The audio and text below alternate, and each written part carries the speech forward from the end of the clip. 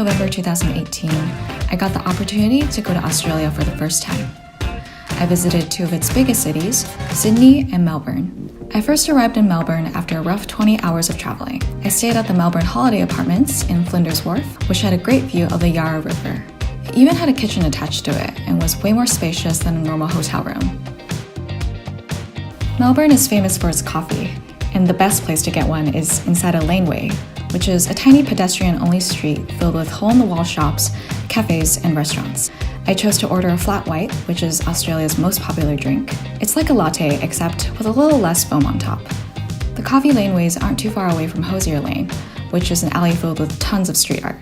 You can usually catch an artist at work whenever you visit. After 17 hours, we're finally in Melbourne. Right now I'm in the Federation Square area, and unfortunately today it's actually really gloomy and rainy. Hopefully it'll clear up in the next few days. To avoid the rain, I decided to visit the National Gallery of Victoria.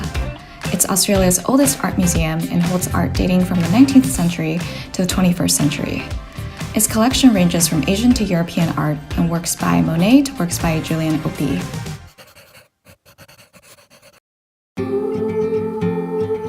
On my third day in Melbourne, I decided to venture out of the city to explore the Great Ocean Road. Instead of going on a regular bus tour, I opted in for an Airbnb experience with Pete. In this experience, Pete drove our group of 5 in his minivan along the Great Ocean Road to visit some of its major sites, stopping for meals and coffee along the way. What set Pete apart the most was how he truly tried to create bonds between the people traveling through his conversations. He would tell us personal anecdotes along the journey, but not skip out on the textbook information for each destination either. So I headed down the Gibson Steps, and you can actually see 2 of the apostles right behind me.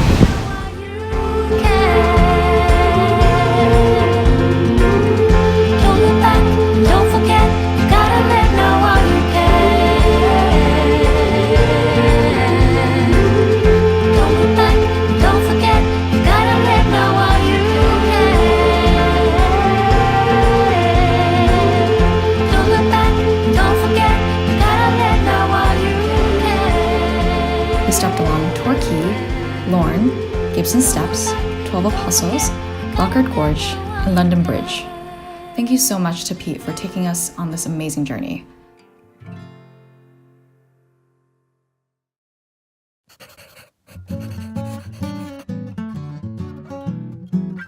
Alright, let's backtrack and go to my second day in Melbourne. I just decided to put my Great Ocean Road clips earlier in the vlog because I figured that they'd be a little more interesting to watch. Good morning, guys. It's our second day here in Melbourne. Today we're gonna try to hit up a few places like Queen Victoria Market, get some coffee of course, and also try to hit up the State Library as well. Since it was raining again, I decided to spend the day exploring the food scene in Melbourne. I first checked out White Mojo, which is a cafe famous for sesame lattes and super Instagrammable breakfast plates. My next stop was the State Library. Unfortunately, when I visited, the famous dome area was closed off for a special event. However, I found the other parts of the library just as picturesque. The State Library is also really close to the Kit Kat Chocolatory, which is situated in one of Melbourne's shopping malls. Here you can explore some unique flavors and create your own Kit Kat. You can even design the packaging yourself on this giant iPad.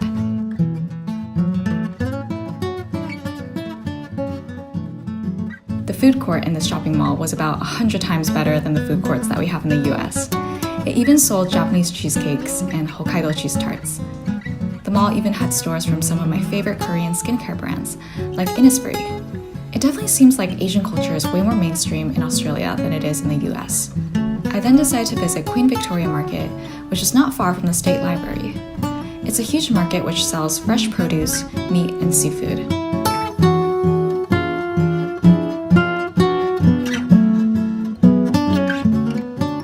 After a lot of wandering around and tough decision making, I decided to have this flatbread sandwich filled with spicy lamb.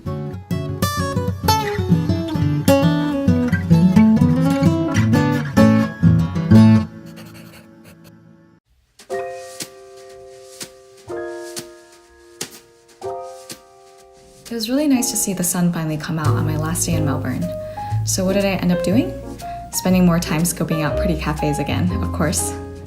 Just kidding, I did actually end up going to the beach. I rode the bus down to Brighton Beach to check out the colorful bathing boxes, which have become quite the photo destination on Instagram. I also checked out the Block Arcade, which is a vintage shopping center filled with boutiques and cafes. They even have a gallery filled with the art of Dr. Seuss, which you can purchase for very, very steep prices.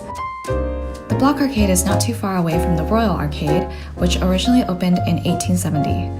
This light-filled building houses local chocolatiers, toy shops, as well as cafes and bakeries. Did you know the oldest Chinatown in the Western world is located right here in Melbourne? The restaurants here are amazingly authentic. None of that orange chicken stuff that Chinese Americans had to create to please Western palates. We ended up having some delicious hot pot at a place called Dainty's Sichuan.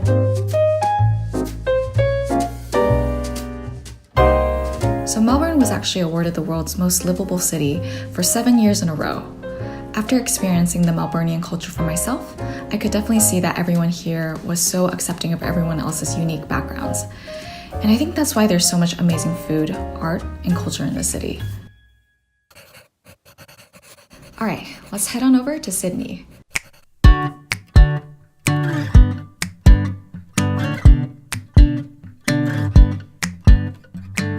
I ended up staying at the Four Seasons in Circular Quay for my time in Sydney.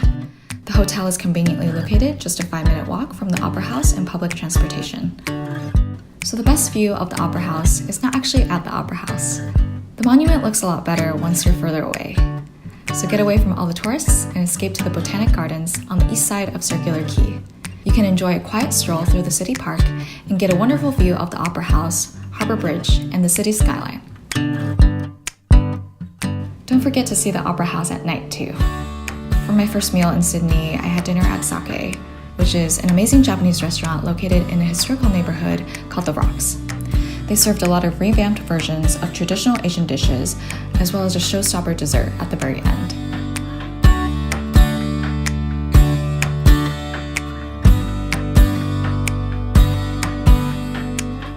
I also stopped by Darling Harbour at night, which is full of restaurants and nightlife.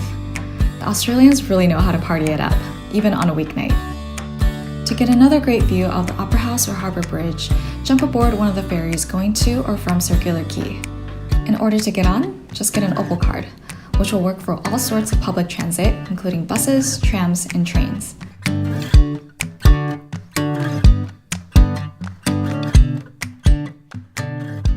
Hey guys, today is my second day in Sydney, and unfortunately, it's pretty gloomy right now. It's actually raining pretty hard at the moment. We'll just have to make it work.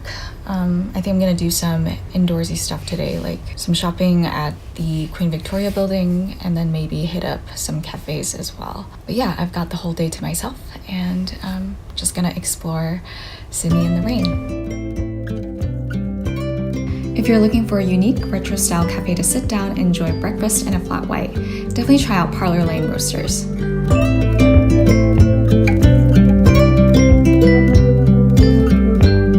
The Queen Victoria building is a late 19th century building in the CBD that houses a ton of shops. There's a comprehensive selection of stores that range from local Australian boutiques to more common designers like Coach and Calvin Klein.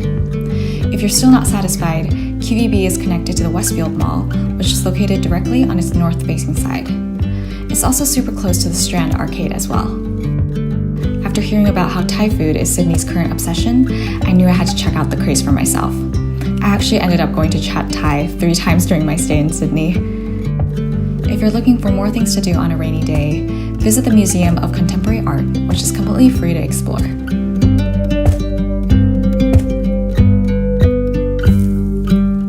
Thank God the rain finally stopped the next day, which meant I could explore more of Sydney's outdoors. After wandering through the streets south of Circular Quay, I found this hidden art installation on Angel Place between Ash Street and Pitt Street. The artwork is called Forgotten Songs and was designed by Michael Thomas Hill.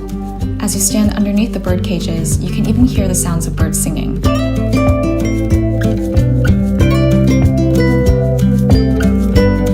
You can't leave Australia without seeing some of its unique animals. I decided to spend a morning at the Wildlife Sydney Zoo, where I spent a lot of time with cute animals, and even some scary ones as well.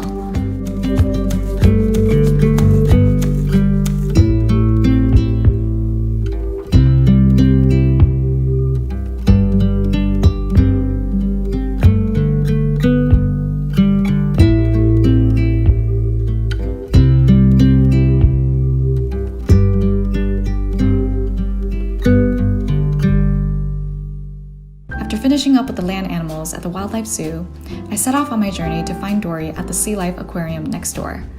Somewhere And look, there she is right there. beyond the sea, somewhere waiting for me. My lover stands on golden sands and watches the ships that go sailing. Somewhere beyond the sea, he's there watching for me. If I could fly like birds on high, then straight to his arms I'd go sailing.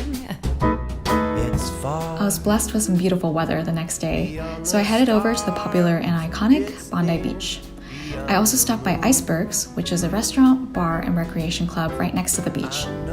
There's a super scenic pool carved into the side of the ocean where you'll get hit with ocean waves while swimming. Will lead me there soon. We'll meet. I also had a delicious lunch there with an amazing view. Kiss just as before, and happy we'll be beyond. If you want some more beach scenery after visiting Bondi, walk south along the coast to visit a few other beaches and sites, including Mackenzie's Point and Bronte Beach.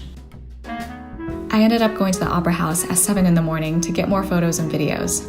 This is a great way to avoid the tourists and to take fantastic pictures, if you're willing to make the sacrifice to get up early, of course. So, if you follow me on Instagram, then you probably know that I actually fell on these stairs here. It was quite embarrassing, but that corner right there was where I fell. Thank God a nurse came and helped me, and I'm really thankful for that. There's like an entire staff dedicated to injuries here because apparently it happens quite often. But yeah, I was too busy trying to shoot for this vlog and trying to take pictures. But yeah, it has definitely taught me a lesson about the dangers of using a camera while walking. But I'm glad that it happened here where there's help readily available, and that it didn't happen somewhere, you know, secluded, and also that I didn't actually fall into the water or anything. So yeah, I'm lucky. We'll meet Les abeilles beyond the le shore. long des golfes clairs Kiss just as before. et de chansons. I had such a wonderful time in Australia this November and got to experience 2 amazing cities. I really enjoyed being surrounded by the upbeat and friendly people, as well as seeing all the cute koalas and kangaroos. I hope you learned a thing or two about Sydney and Melbourne in this vlog, and that you're inspired to pay an Australia visit yourself. Thank you so much for watching, and I'll see you guys in the next Somewhere one. beyond the Le sea. long des golfes clairs You're there, waiting. par la vie beyond the sea.